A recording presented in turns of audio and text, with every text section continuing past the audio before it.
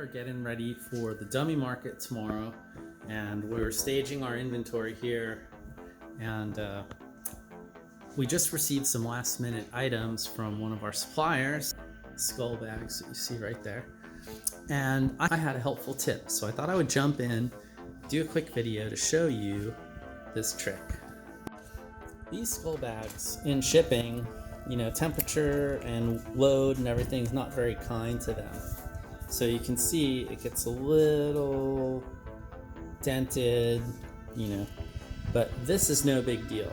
The reason why I'm showing you this is this same kind of thing could happen to you if you leave this in a hot car, or if it gets crushed under some things in your closet.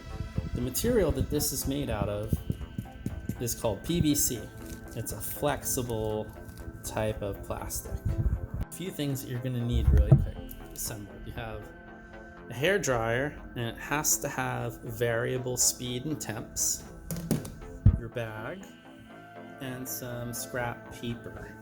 These things ship to us stuffed with this kind of craft vanilla paper, I don't know what they call it anymore.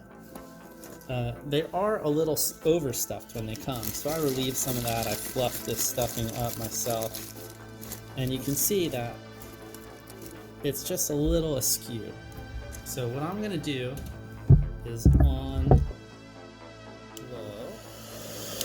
and warm, I'm going to heat up the exterior of this bag at a relatively close proximity, and you can actually feel the material start to get warm, and as it does so, it becomes even more flexible than it originally was. Now the beauty about PVC is that it wants to retain its shape. It was molded into a certain shape, and plastic has what we call memory.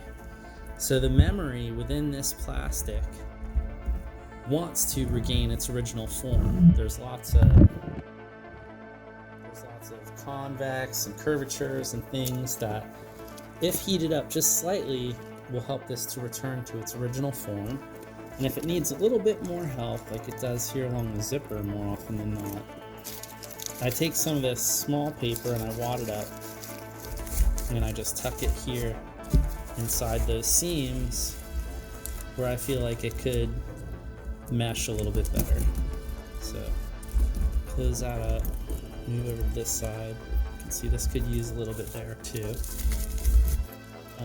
I do have my oven on here in the background as well, so the heat kind of coming out of the top of the stove helps keep this thing flexible here, because we're having some cold weather today, so they can cool off rather quickly, and then the plastic just becomes a little bit more stiff when that happens. So I'll go ahead and get him kind of closed up to the front.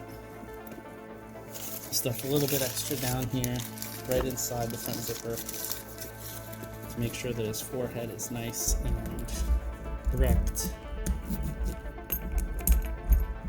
And there you go. He looks fantastic. I'll probably work on this jawline a little bit more. But that's it. Thanks for coming by and watching the video to the end. It's important for me to ask you to please like, comment, and subscribe. You can click the bell for notifications, and you'll get a notification anytime we have new content that goes live. We'll see you at the dummy market.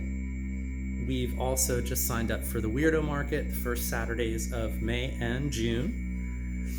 And if you know of any other opportunities for us to sell, or if you want us to come to you, drop a message in the comment. We'd be happy to make that happen. Thanks so much for the support, and we will see you guys very soon.